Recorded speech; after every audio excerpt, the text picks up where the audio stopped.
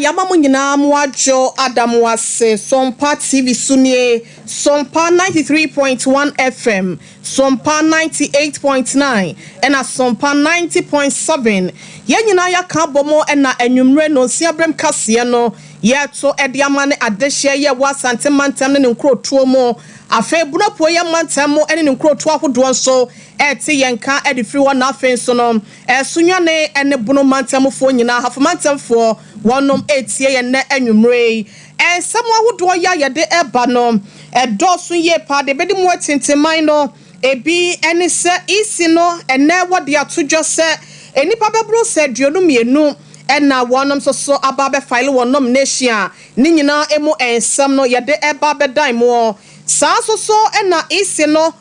kwa dubo kese pa ekọ ede ayantam wonom ekomu efri NDC amanyoko no ensem ni nyina da ye bebiebie mu ede amamo ewa kwa du ya chese NDC ade bo isi no ena wonom se amaman kama semwe no eya na eyente wonom so aba beyi ano ya wo kyerese asem ni fie enso NDC for person okotwe asem ede be yantam efie na wodo ani kyeremu ewo Dr. Matthew Poku Prempeso akachia ebusia wode kokobọ pa na de amagana fo se yan show ena yankobọ ye hompem ankoto aba ama NDC fo ensemben ena okadete eche na hefa ena okogina ya wo se sansem ni nyina panyi kwankyerefo anase panyi pa ya ono kane no ya ban krache panyi wo eye shama wono so ede nsem bi ato ne manfo animu a ye ba be dede mu ede ama wabusia ensemi ni afoforo bi de edi kana editie no ena ene enwumre da sciatica expert one first clinic wonom aso yasene ya ye be bebe ne bako ede amamo wose woto asentiri yes abono eya na twetwon wetutu anasa wode ne sen ena ye waka wato demu afo ni kiremo na wontime emwa ewo akwanuasa eso yade bia so no woto asiesa so ena miso free drink ne 5G meza no yankase enu abamu nso ya ye chinchimo preservative bia enim ya wonom emwa hoden ni apomoden no wonom so eso ye chi enwumre kase yi mo OCP Ghana Limited wasina nanom akuafo beto eye wono baye na wate so abribra dia na ye OCP fertilizers ahodo no ena wase wonya bi ede petepete so wo hamu obonsam do atompo nkyeremu a meso nya so na tie me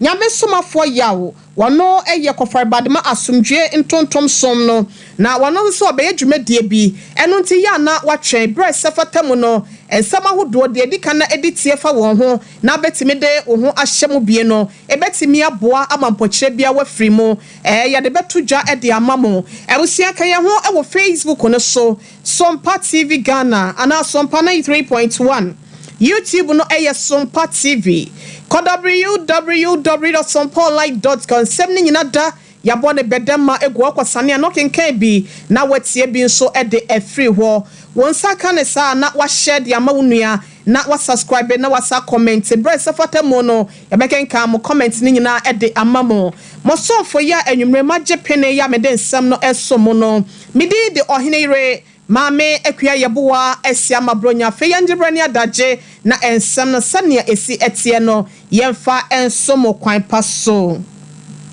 ena no juada September bosmeda na etoso enkono ena abato bedwa no ise no edeto ho se wo bia wo pepa esa jepene se wo amanyoko anase bia woda ankrenkra amanyoko ano no ya obepre to me se eye franketufo ede masa amanyoko na anase bia obepre Ghana adwa no womra se be obetimi aba be fa nkrata na ehonsem ni nyina no ya wonom bisa no watimi akoye no wasa de aba wonom de aba betudwa se ye kase ya no nipa be se duonu mienu ena wontin aba won womemu ya wo kyese opese wo pre 7 December abato ni mu na obeye mampanyi ewo omai Ghana mu hase nom na wase nipa mienu de ena anu fia de atwa mi ena na yeda etwato no num ena wo kyerese eye time a wonom de to so se wase wode ba ansana enonum no aba na so no wonom ba ye na ese ebre no apa ho na ni nyina mu no wonom so ehwe so betimi asigina ye papa bi dia fa sa nipa mienu ho ebusia ye wura Samuel Tete wono ena sawode wani ekyeremu ewo isi no asoe ya wode dwuma so eba ne se won dwumedi ahodo emu ewo abatuo ni mu a Yankwa and some who do ya wo de mu no basabasemo edema ye no yankwa tie bi mra sese are being submitted after 5. So we are not expected to receive nominations after 5. The premises of the EC is not where we complete nomination forms. Candidates are expected to complete their nomination forms and file within the stipulated time. And I am repeating, candidates are not expected to come and fill nomination forms at the premises of the Electoral Commission. So we are not going to accept it, we will receive it, but we are not going to accept the form. Ebusiani wakasa ye titini abedi eche ya bato bejano wotia ano hoye Samuel Tete na enipa ya wonom so ene waji wondin atomo no NDC Franketufo ye John Dramani Mahama afe NPP de wotu Frank Adiama wo ye Bawumia wono so eka ho ebi ye Kofi Apalo Liberal Party of Ghana LPG afe ye Christian Kwabena Andrews Ghana Union Movement kum amanyoko no afe Dr. Hassan Ayariga and say Jemudiama APC ye Alhaji Mohammed Frempong NDP na just a National Democratic Party Mame Ekwiadonko Ghana Freedom Party Nana Akwesua Frempoma Saponkuma Nkuma enso ejemu ediama CPP amanyoko no Yera Bernard Mona ejemu diama PNC afe Dr. Daniel Augustus Latte enso ewo Great Consolidated Popular Party GCPP mo na wodwani chemu independent candidate na wonum eye dubako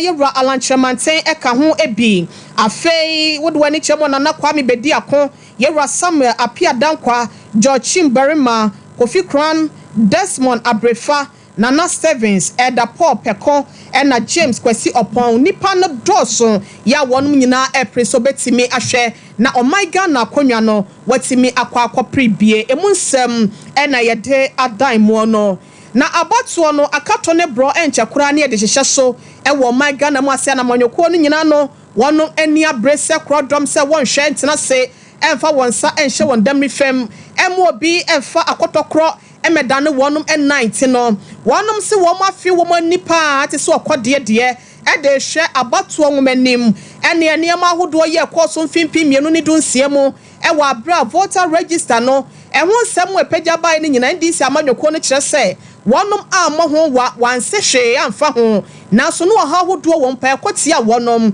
na wose ehun no we no won hu ni mprenu so eno ti no wode atodwa se wo hwe isi na ene esa ahodaso anasa wode won rehye wo mumu pa no o wase isi na hwe ama ni nyina no gidie ene arehyemu ya wo ede ma wo mu no ni nyina da afrimu Dr. Omane Buama wono ede panyi kwanchefo ye ba abatuo ho nsem ene abefo kwan ye wo faso didi dwuma ewo NDC amanyoko ni mu a wono ena etua no wo hwesa abatuo wo ma no ayese niema bia ye si one time wo mu eniema bi nhada enkoye waboyi sinisa wonhwe na hwemu asi ase no wonhwe na nka enkom wo mu na so wase wotwe wono ma ntwe enu nti no wono de omo ka san hwe ya wono de demonstration ena ebehye so yenko Dr. Omane Buama ensem yentie bi. So we worked around the clock, 24/7, distributed the registers constituency by constituency basis to all the 276 constituencies and asked them to begin to scrutinize. As they were doing it, we also at the national level ran some comparative analysis by comparing the end 2023 register that was used for the district level election with the 2024 provisional voters register that had been given. So the software analysis, and we shared the exact software that we used with the Electoral Commission when we met them last week, Friday. So far, the revelation has started. They include 243,540 previous transfers that have been added to the 2024 transfers. 15,000 plus unidentifiable transfer parts. And the question is, where are they coming from? Where were they registered? 1,957 voters in 2023 register who are completely missing from the 2024 register. 2,094 transfers not found in the absent list. And the last but not least is the corrupt files, where you open the file, you don't find the photo, you don't find the name, you don't find the age. So we presented all these in addition to other discussions. But you'll recall that prior to the meeting, based on past experience with the Electoral Commission, which has basically eroded trust between us, we wanted the media to cover it live so Ghanaians and the media will know exactly what had transpired. Unfortunately, the Electoral Commission blocked the media and blocked our request and refused to allow us to bring in the media to cover. Director of Elections and IT at the National Democratic Congress, NDC Amanyokono, Dr. Manebuama, and Ayetieno, as a wonum, a one near Masha Wombo, Nanino, so what done did the Atray, you know, yes, who to run watch Tracy, or how would I have one no, and near Waboboso, voter registry, be no idea, register no backward, be one. Obekwa kura na nipa no wade mame yebo asiama say atwe yebo anko ane wo mu emfonyi ni mu we ni mu nimfia wade ni mu watwe se wabobo ni nyina so de atwe yi sine senko wonhwe na nka ne wonom empe ho asem bi nkan so no wonom twe a emaka no nte no wonom de isi na hwe ama wongidie ya wowo ewo wo mu ese abato bedwakuo ya wo hwa tretre ne ema no afiri wonti we afia abato no ebekotre ne kwan so e de ama my Ghana ma ya sumdue boa ya ye no mano no ato akoso atena ho anasa sen ebrede nkrabia e na ebekre ebusia na ensem wese ho no e na isi no so e de nsem atodwa e kire se wo hwe roba ne boa ma ne nsem a wo kan nyina wonte ase asem ne fie so na se wonom pesa wo mo hwa kwatwe asem e de befie wo kire se isi no ne dwumadi ahodo bi e sefa tasa wo ye no waye e de afa eye abato nwoma ne ho na wo kire se wantwi ene si wanta bia na wo mo NDC fo nte ase nyina no wahyehye ne yie e de nato na kwan so na so no wodi ma de kodi nte NDC amanyoko no chenchine atwan ase wo do ma ya akata ya woti wonom a entie eno nti no wo ka kire Ghana fo nyina ya NDC fo ka ho bie se abato bedwako no wonom enum adwuma yasinyanse ne wo ba akofo tirim de na so no wo kire se de wo twasa ne pepi no so no eya no onim se wachia wonom sem a wo mo kanyina no ba komienu bi ewom no wo kire se watenetene na bi wo so krampo na de wo ka no enya sa na tiente no se na NDC fo wo ka na so wo se wonte wo nwase a one day one san wo mo emetena se biem na wonom emie bie krata ne mo fa nkire wonom na chenchine atwan yenya hwehwemu fa ho yenya se fa ho ne de wo se wodwe ho ba bia wonte ase na Dr. Asari e boss my wono ena ye deputy chairperson de my Electoral Commission no wono ena ekire se Ghana fo nyina wo hye yebo se ahodaso ewo hwe no yese eno ede bema wonom ada won ho so wo matoto ne ema nyina kama mente no obi anka na koma ento ne yam ne enum so entwe wo pese nyankopon ede 7 December no ebedum yen yeti asenko ade a abato ne bekọ asomdue so pepepe ye han bebom ama ne ema nyina so akoye manti ase mapa etwafo se wadasani bia so ya woto aba no ete ne ho ase wa abato ne mo no obenya ne sa pepepe. In this particular meeting, they made it very clear that they identified some issues and there was presentation. After the presentation, they gave the impression that within the next few days, we were going to get evidence of their presentation. So in that meeting, the commission agreed that give us that particular evidence which the NDC acceded so that when we finish and we do we will inform you. In that same meeting, the NDC lead person on technology who did the presentation, I remember, I think the name is Mr. Yara Kuku. He gave a particular voter ID card which was missing in the register. In that same meeting, our IT lead person also indicated that this person you are saying is missing from the register. This person is indeed actually in the register. Beyond that, we told the NDC that all the concerns should be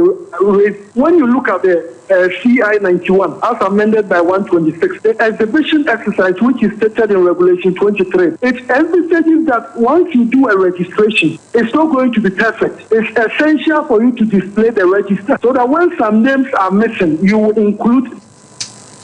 Titiani abedi eche ya wada abatu obedwa twemako ni mu Dr. Asari Bossman ena yetie no yekwa yenim ahase eya Sompa television so Sompa 93.1 FM wa Santemantem Sompa 98.9 wa bro mantem kropon sunyane mo woti yenka e wa bro poye mantem a wada roma e Sompa 90.7 ya boy sesen e wo nkranza ye kwaye nim ne ya boy remo e running mate e de ma Dr. Mahmoud Bawumia ye ra Dr. Matthew Poku Prempe na ye kase no ye se edua wo no ebu a ye bobi eponimo eno ti wo free mentia south ese eye mrahebedwam no panya wodi wo manim e wo mu no ya de a wonom so eyi lawyer e de abasa won hwe no wontoto akire se be ya wobekọ enkoden se be ya 2024 abato we se mu no wobetimi asaje seat no e de ama MPP amanyoko no ebiem nene wonom de work hwehye so eteneten wonom apomu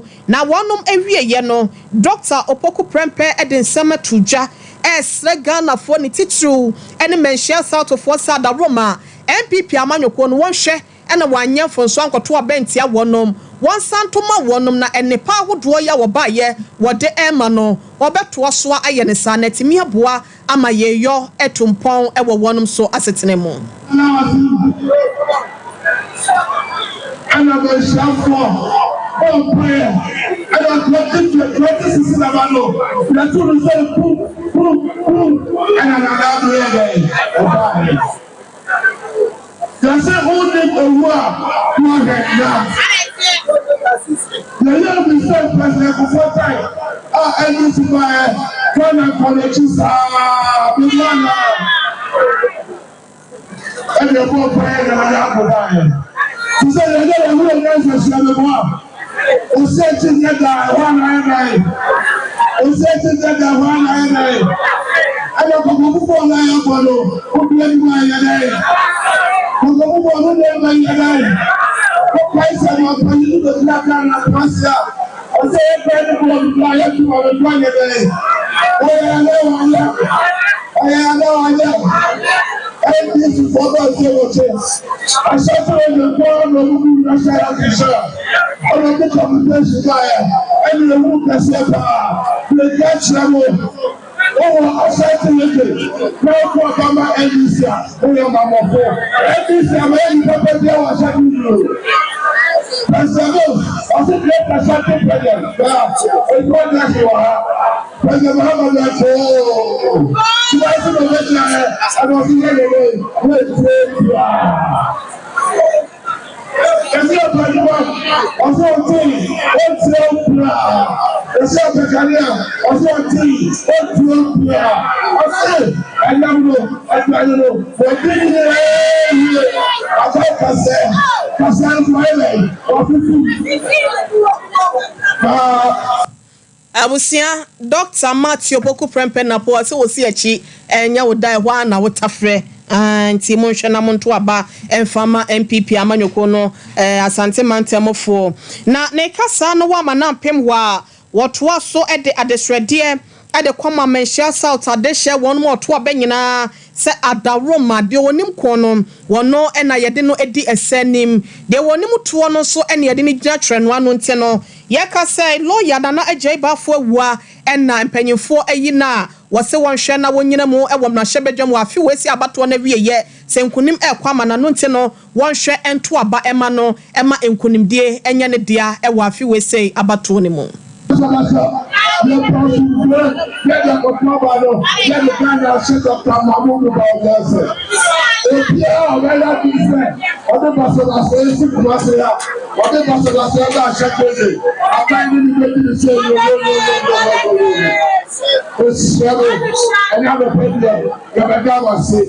after the other after house you have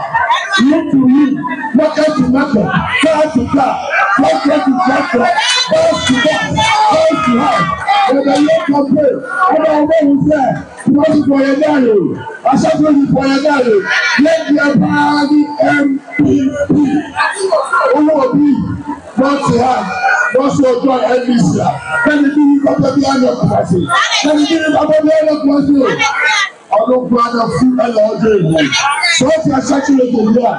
wọ́n ó tiẹ̀ lè máa pẹ̀lú kádà bẹ̀ká tí a yẹ bí a wọ́n ní pàtó bí a ọ̀sẹ̀ Dr. Mahmoud Bawumia à Dr. Mahmoud Bawumia à ọdún náà àbá fún ẹwà ó máa dẹ̀bù kù kí wọ́n wá sí. Abusia rana po ene yekotie no wodwumedie na se atwetwero wo anintie wono mai soma bodi semu to adonko ye nyina da ni titi wo MPP amanyoko ne fam no wodom ebebo demo e ma pomoden tene nantie wode wo ho ehyemu ebi na enomo na eye won titine ne anasa won trefo panyin lawyer Justin Kodia Frempong wono so agi akasemo e de nsem sei atudwa ye be na asante ba ti awa Ebrano Constituency December 7 Ebekuro Besian South Matiano Eyama Asante Regina Party is just Ebrano base park Sompa Besia Yawa Ekaye na Sompa Kueso 2015 yeah check I say we know about so we are plan demonstration chapter no makaya the whole Ghana na end before and the savior by the campaign and national health insurance Ghana now as a commander another campaign na ya kuma wa ha except you oyare na mensia hospital wa register na wo tumi ko for Abusia trefo panyin de man PP amanyoko no yewra lawyer Justin Kodia Frempong na yetie ne krakra mu no na lawyer nana ejeba for ewua ya wono na wayina si wo se won konkoden emprem na hyebedwa konwa ne fama menhia southfo no wono so ekita ne nsem akura na chechede esensem sei e de kira de hye no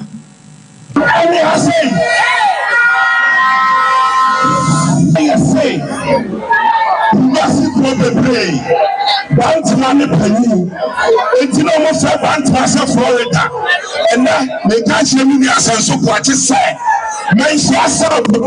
You fear other people. You fear other men shall sell. I have a passport to say. I have a people that say. I have a. Then the MPP about say, sir. Dr. Matthew Pamira, Abukaba, Abesia, Sanitia.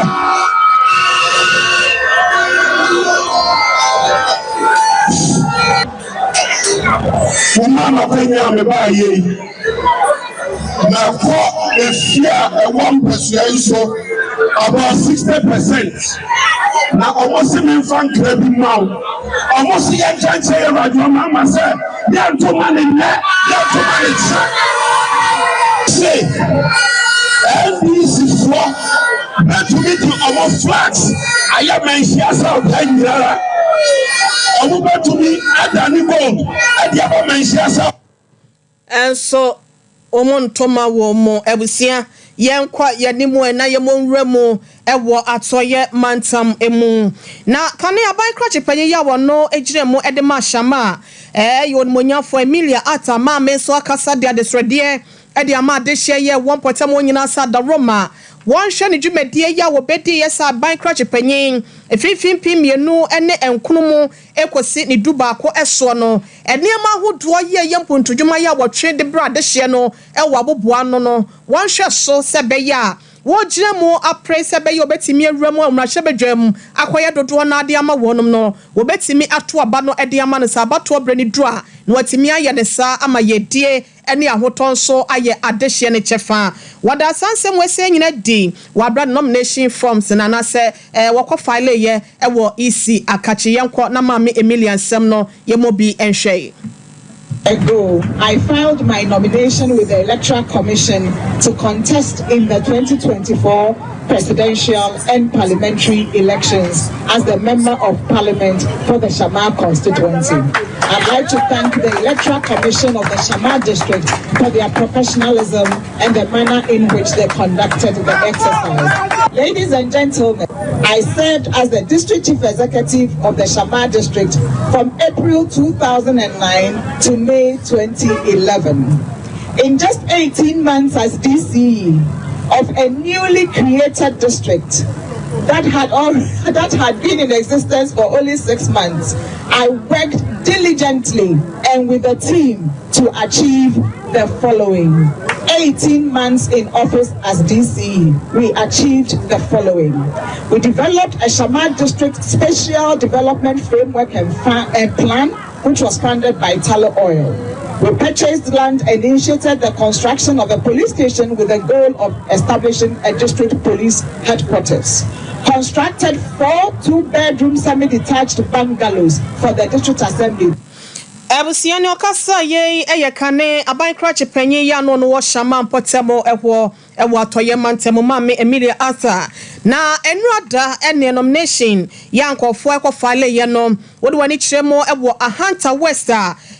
onmonyafo Mavis Kukwa bisi wono ena ene wo jiremo ewo NDC amanyoko ni dimu sebe ye obewremu ewo mnahebedwem wono so ekofa ni de ewie ya pe enu okasa ye de adesrede ede ma abato bedwane sa da Roma asundwe we no ehwo no enhyeda enkwa tripi na so no eto da bi na sa wodi di agora ebehwere eba ne sa na basabasa ye ene eya wosaye ene de bre o mindful no ene to akoto asere abato bedwane sa da Roma afi we say abato no wo ma ehan emom sebe ya obi abete ne ho ase e wa wieye fi dem abato ye ba ya batu o ya hanta he nenyi dado yene wehye abana ye babatu afimu nti ye resre de yene mpanyufa a nda ye be present nyamazima ho no mbinu bra o ma bibia anya boko obi obe na adwin no be wie mu no yutu na wona ogu ase ho no onya asem papa emia me na America wona ogu ase ho no nti nda o ma da no onya pepe obi obe na adwin be finu constituency o de ngwa no waba sesa nyama wa hade no ansha onsiye nti mesra hwan won bo ewe nanua na yen sesa nyama na afi bibiara nkoto oti nyane de asomdwe na yehwehwe ma oha muzuko yi de ti abana be any project na one candidate wa ko bi ona we capita do ono na oye ni nara no nko ye oye ndada na ahyase nyin ni na ye ndada na ahyase na hanta afi mesre de o ma ye mbo ehene nua be ma ye fidi anye na ye go besia Ebusia ye koye nim na ye remo ewo setre South Mensinemo Krokrachefo bienu metra assembly members ya wonom ewo bepoa ye no ewo setre South Mensinemo no enso akwakoye ayebi sebe ye womesua honsem no ebetimi akoye di ama wadehye na maame onmonyafo comfort amponsa dako a ene onmonyafo James Osei Junior ene koye aye suku basic ones no be sama komako enan ye won potem ho no eniema ne akade ya eboa enwomesua no wode akwakoma wonom ye nkonkotie ma me comfort amponsansem ya wode tudwa wa bla na ayede fefefe we ekoso na empempi no na ye bopini awofo na oro mo ma yeti ase o challenges a o mo face especially ye bia school first term obo an ba betimi atena fie bi kra aboso me na akola ni nko school ubisa o se books a obetro mu no wonya bi ma akola nti no tifi na e fact ye ho so say ye ne ankrankra bi bedi nkomo na o maboaye se be ya e bia school a e benya books kakra nya ni nyina but kakra o betimi dia start asua de na tire na wofo no so ho so a o modi dom benya asoso Ebusia enu achi ninua James Osei Junior enso kan say abrebia yitu anamoko achechefo no nchen no mudi nkomo ebisa ehawa ewo school ni mu se ne ebi hu ehaw na ekoso na yenso yekọ ya summary meeting a ede akoto empanifo anim atimi agemoa afrika no so abeboaye Ebusia na penyipa yo no na Kofi Krom die basic school wo ye chechefo penyon monyafo seba fo akoto nensa eka enwoma ene eya akade no wo de aseda piesie etoma enmonyamfo yi mejina achechefo anem enkrai ni awofo anem ada assembly members yase vise omaba be yi madeso bi afiri me so ye bie school ya dia na me dwene ho kese ne enkran no befa so any exercise books and niema edisua de because a problem ema school big into bi to say Kofi Krom sa na say school aye di school so no ya na sa niema no ha adwene wo na so enne me da adwene no ebi afiri me so fi so o ma ya de pa niema o mo de ba no betumi aboa ama nkro mo ti fie kura tumi aye de ben aba school Yada say enipa ya dia wasaye yenti akwada ya ye friend Rahina to Mahama ya Kofi Krom die basic school no wojina class 6 no ejina ne nuanom ye wo school 9 ya ye die wonsa eka bi ni nyina nemo eto aseda dwom ede mampanyimfo yi Midindi Rahina to Mahama. Because school or coffee from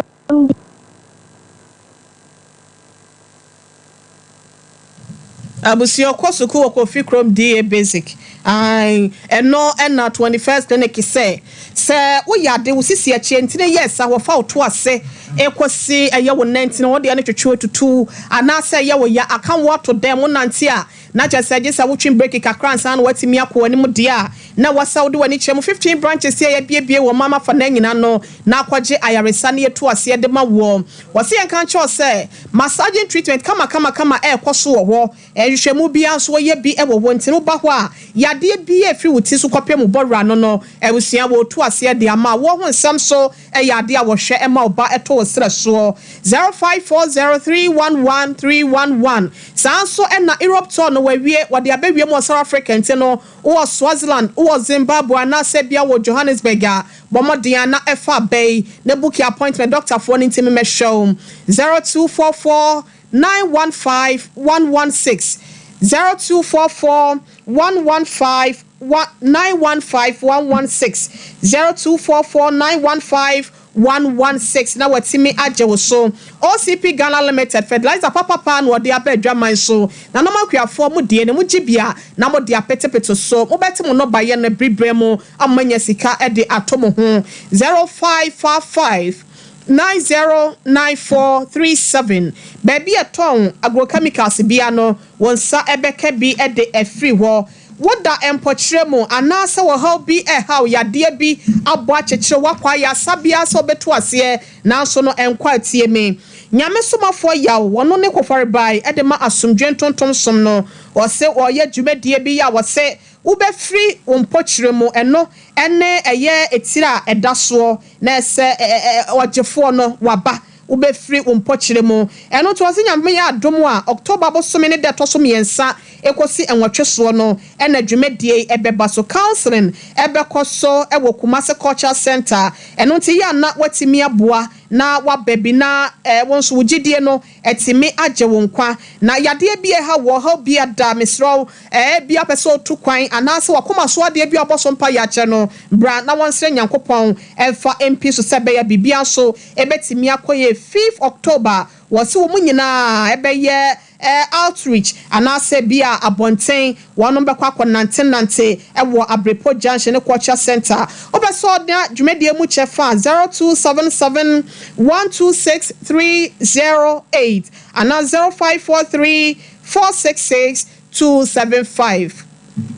Ebusia yan fast damaye rasanti ebo Benedict wono ene semufo panyi buziri caption mine and the news crew was Sompa 93.1 Kumase Kase dem Sompa 98.8 kwenya kwa bronoma obumpa mechia papa no dom so mu ewo sunyane ne mpotemo ema eye papa to systematic mo abawa Sarah ene apamdada mu so mu on Kranza Sompa 90.7 Ransford Bema Safo Kantanka Azuka Mapike wonum nyina da eboaye ema social media handles no hwe tie ye wo ho Kobe Justice Premo Bema so na hwe ya Sompa TV no wo hwe ya busia mede de ohene re mame ekua yeboa esiama bronya yada mo ase ama moniti akronto ye sorry so amadwumade nkaye no ato aso amamo